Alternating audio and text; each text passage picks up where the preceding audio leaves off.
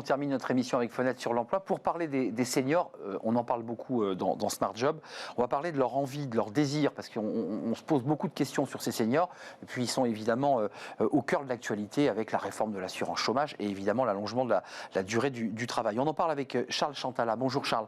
Bonjour. Senior Sales, directeur commercial, parce que voilà, remettons tout ça en français. Chez Indeed, on est ravis de vous accueillir avec une étude que vous avez sous le bras, Opinionway, pour ce sondage. D'abord, un petit mot un peu général. Qu'est-ce qui vous a poussé à sonder les cœurs des seniors ? Le point de départ, finalement, c'était un paradoxe. C'est le paradoxe entre l'actualité, qui, vous l'avez dit, est truffée d'informations sur le report de l'âge des retraites potentiellement et la pénurie des talents. Donc ça, c'est d'un côté, on nous dit il y a ce problème-là, et de l'autre, on a manifestement un des taux d'activité des seniors parmi les plus faibles dans les pays d'Europe. On est 4 points en dessous du niveau moyen de l'OCDE quand même. Donc 56%. C'est à peu près 58 quand on prend la tranche 55-64 ans, effectivement. Alors, il y a des paradoxes intéressants parce que d'un côté, on a des entreprises qui se délestent de leurs seniors par des plans, par des départs volontaires. Et les résultats de votre sondage sont intéressants. 86% des salariés français déclarent aimer travailler avec des personnes plus âgées qu'eux. Et 63% des sondés ont peur de ne jamais retrouver un travail si jamais ils sont au chômage après 45 ans. Oh, ça crée une angoisse incroyable. C'est-à-dire que déjà à 45 ans, là, ceux qui sont interrogés sont déjà dans l'idée d'être un senior. Ouais, c'est terrible. C'est ça qui est terrible, c'est qu'en fait, quand on demande aux gens à partir de quand vous mettriez l'étiquette de senior, les patrons et les salariés répondent à peu près la même chose. En moyenne, on atterrit à 54 ans. Mais on voit qu'il y a manifestement une discrimination, c'est ce que confirme ce qu'on ressent. Bien sûr. Cette étude vient le confirmer, qui en cascade va jusqu'à impacter des profils qui ont 45-50 ans, qui anticipent et qui commencent à se dire « ça y est, je suis dans la tranche où je dois peut-être me méfier, j'hésite à changer de job ». Donc ce qui au début, on pourrait se dire « bon, oui, à partir de 55-60 ans, je peux peut-être comprendre qu'un patron soit un peu réticent ». En cascade, ça vient immobiliser notre marché du travail.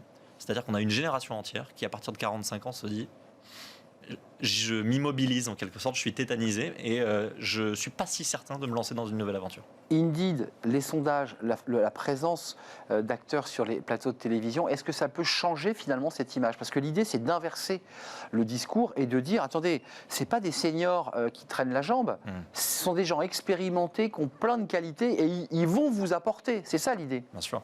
Alors déjà, il faut commencer par dire que de toute façon, c'est inéluctable. Les 30 prochaines années, c'est l'histoire du vieillissement de la population et donc de la population active. Donc on ne peut pas d'un côté se plaindre d'avoir des centaines de milliers de postes vacants, des difficultés à recruter, et de l'autre, laisser sur le carreau toute une frange de notre population active. Donc non seulement c'est inéluctable, mais en plus, c'est effectivement, nous on est là pour porter le message que c'est souhaitable.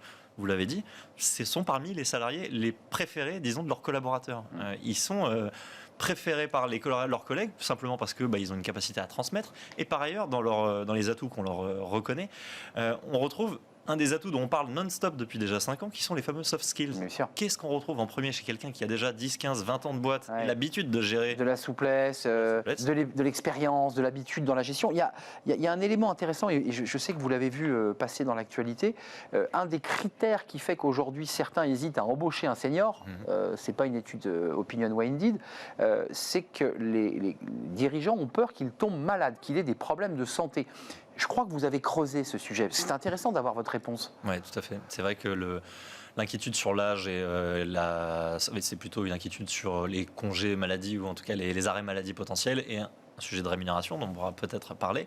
Mais ce sujet d'inquiétude numéro 1 sur le risque d'arrêt maladie, il est en partie faux. C'est-à-dire qu'il y a effectivement chez les 55-60 ans et les 60-64 ans certains congés maladie qui sont plus longs, donc on a des chances de tomber sur un cas de figure où l'état de santé est mauvais et on a un arrêt long. En revanche, en réalité, c'est la tranche d'âge qui pose le moins d'arrêt maladie en nombre. La tranche d'âge qui pose le plus d'arrêt maladie, c'est la tranche des 20-25 ans.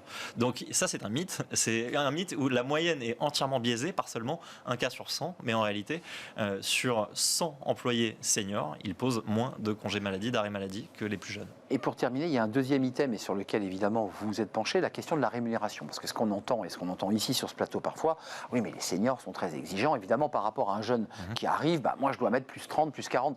Vrai ou pas vrai ça ? Moi j'ai lu que les seniors étaient tout à fait prêts à se remettre en question et dire après tout, je réadapte mon salaire.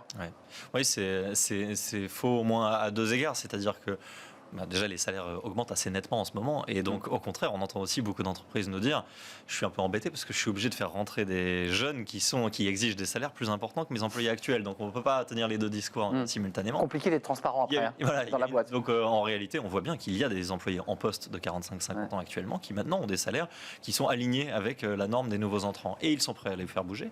Et enfin, c'est faux puisque pour revenir à ce que je disais tout à l'heure, il faut rentrer dans un monde où en 2030, en 2035, on aura des personnes de 55 ans qui seront juniors, qui seront reconvertis. C'est absolument indispensable si on veut régler ce problème démographique et ce problème de pénurie des talents qui va perdurer.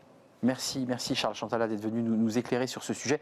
On va continuer à en parler longtemps de ce sujet parce qu'évidemment, tant que la réforme n'est pas tout à fait réglée ou tranchée, il y aura ce débat des seniors pour travailler plus longtemps.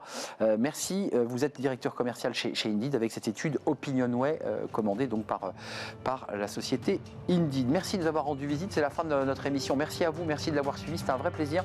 Merci à Angèle à la réalisation. Merci à Héloïse au son. Et merci à Victoire qui me faisait l'honneur de me parler dans l'oreille aujourd'hui. Merci à Aléa, à qui je dis bon vent pour la suite de ses aventures professionnelles. Merci à vous, merci à vous qui nous écrivez et qui nous regardez chaque jour. Je vous dis bon week-end, bye bye.